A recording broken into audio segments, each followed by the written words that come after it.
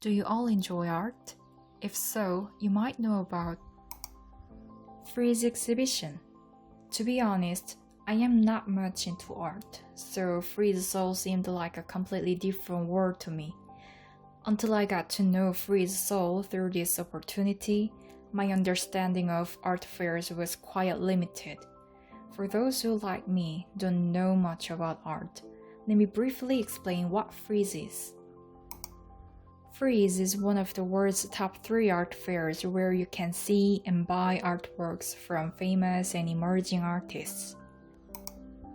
Thanks to the influence of Frieze Seoul, which was first held in 2022, domestic art fair sales increased by 165.6% and the number of visitors rose by 72% compared to 2021. As you can also understand, art fairs can have a positive impact by expanding the art market and generating more interest in art among people. Even for me, who don't know much about art, the fact that one of the world's top 3 art fairs was held in Korea caught my attention, so I decided to visit Frieze Seoul. Ultimately, it made me more interested in and appreciative of art. Following 2022 success, Frieze was back in Seoul 2023 at COEX.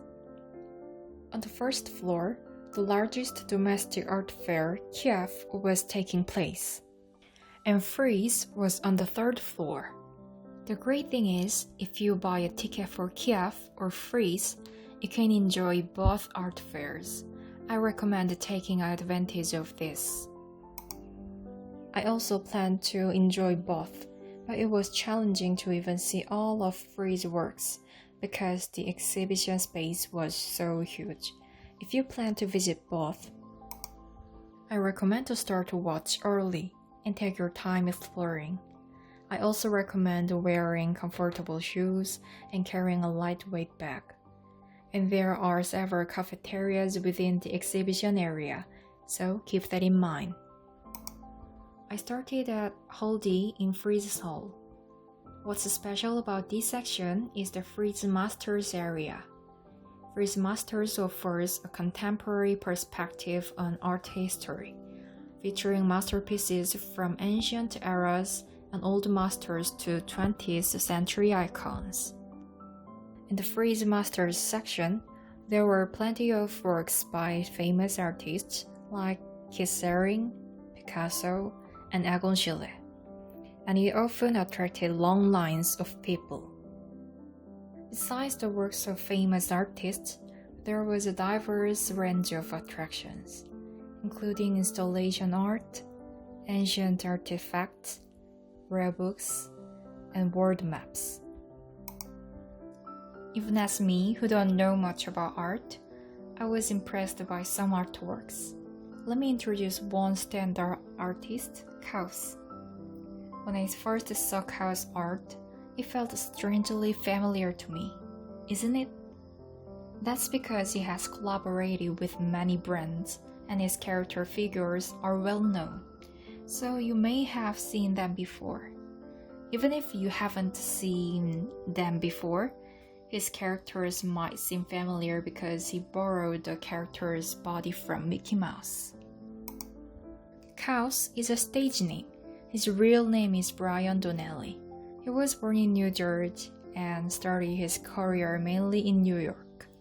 In the 1990s, he gained fame by mixing his character called Companion, which he designed, into billboards such as bus stops and telephone booths. Since then, he has taken on various challenging projects, such as creating 3D figures, making trophies, designing game skins, and even sending his companion characters into space. Moreover, his characters sometimes depict lying down or covering their faces in a tired or lonely pose to represent the inner feelings of modern individuals. He continues to engage in meaningful activities, including installing large companion sculptures in various places worldwide. I want to be a person like House who brings new challenges and empathy with people. How was the Frieze Seoul tour with me so far? I hope it will be helpful for those who didn't go to Frieze Seoul, and I recommend you to visit the next Frieze exhibition. Thank you.